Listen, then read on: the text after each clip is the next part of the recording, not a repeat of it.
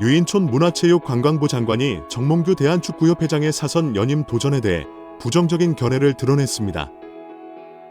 그리고 600억 원대 절차상 문제를 밝히며 징계 의지를 드러내며 화제입니다.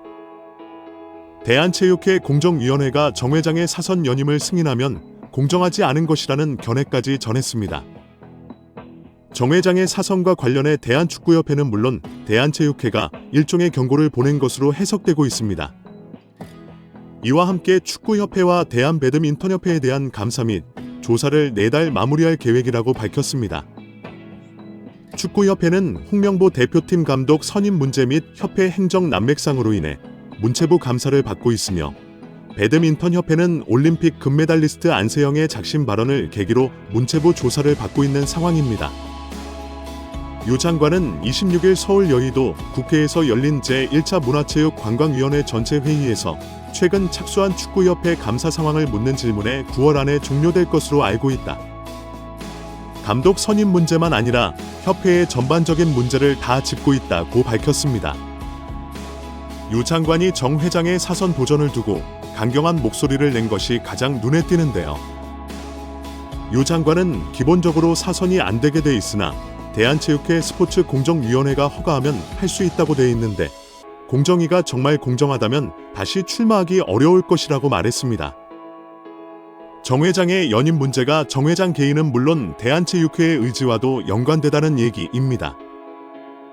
축구협회가 최근 스폰서 파트너인 하나은행에서 600억 원대 마이너스 통장을 개설한 것에 대해서는 협회 관계자 징계 요구 등을 거론했습니다. 유 장관은 원래 문체부 승인을 받아야 하는데 그렇게 안 한 것 자체가 위반이라며 절차상 문제 등을 따져 관계자 징계를 요구하고 다른 조치도 할 수 있는지 검토하고 있다고 밝혔습니다. 한 스포츠 에이전시 대표가 대한축구협회의 감독 선임 과정에 대한 불공정을 폭로하고 나서며 화제입니다. 자신을 JP 스포츠 그룹 대표이사로 소개한 전 피에트로는 19일 자신의 SNS인 인스타그램을 통해 대한민국 국민 여러분, 한국 남자 국가대표팀 감독 선임 과정에 관한 진실을 밝힌다면 저는 금전적인 이득이나 수수료, 어떠한 부분의 이익도 바라지 않고 대한민국 축구의 보탬이 되고 싶었다고 밝혔습니다. 전 대표는 세간의 화제가 됐던 에르베 르나르 감독은 축구협회의 응답을 마지막 순간까지 인내심을 갖고 기다렸다며 그러나 협회의 무례한 처리 방식에 깊은 충격을 받았으며 결국 제가 르나르 감독에게 사과할 수밖에 없는 불편한 상황이 벌어졌다고 덧붙였습니다. 르나르 감독은 2012년 잠비아, 2015년 코트디부아르 감독을 맡아 두 차례 아프리카 네이션스컵 우승을 차지한 명장으로 사우디아라비아를 2022 카타르 월드컵 본선으로 이끈 그는 조별리그 시조 1차전에서 리오넬 메시가 이끄는 우승팀 아르헨티나를 2대1로 꺾는 파란을 일으키기도 했습니다. 2024년 파리 올림픽을 끝으로 프랑스 축구협회와 계약이 만료되는 르나르 감독은 차기 한국 대표팀 사령탑 후보로 거론된 바 있습니다. 전 대표는 이번 입장에서 출국 전 이미 짜인 대본처럼 홍명보 감독의 선임이 결정됐고 이에 대한 협회의 불투명한 행정 절차는 너무나도 실망스러웠다고 말했습니다. 또한 스페인 우승을 거둔 루이스 데 라 푸엔테 감독 등의 만남을 위해 이임생 대한축구협회 기술발전위원장에게도 제안했지만 답변조차 받지 못했다고 토로했습니다.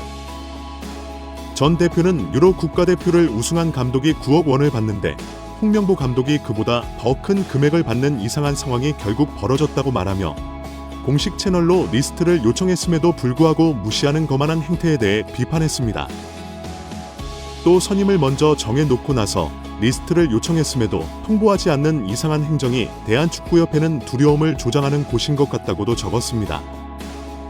정몽규 취임 후 보조금은 11년간 3배 늘었습니다.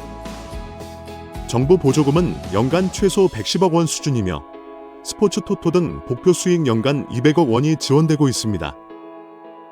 주요국 정부 보조금은 없거나 의존도가 낮으며 피파 랭킹 22권 국가들은 70% 이상이 협회장이 전문 경영인이고 이외 축구인 등이 하고 있습니다.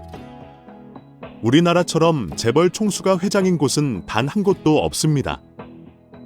연간 약 300억 원의 국가 재정이 투입되면서 수익에서 정부 의존도가 약 30% 달하는 것으로 나타나 충격에 빠졌습니다.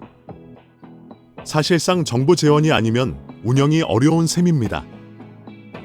미국과 일본 등 주요국은 국가보조금 의존도가 낮은 가운데 축협의 재정 자립을 촉구하는 목소리가 나오고 있습니다.